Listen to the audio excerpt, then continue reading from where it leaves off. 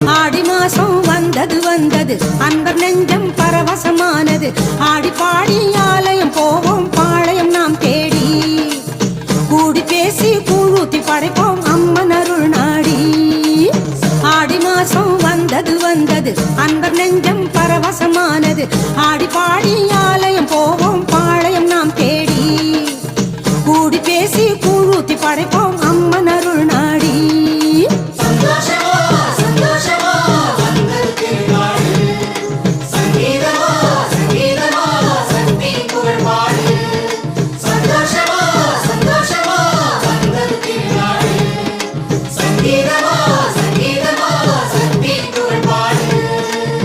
ஆடி மாசம் வந்தது வந்தது அன்பர் நெஞ்சம்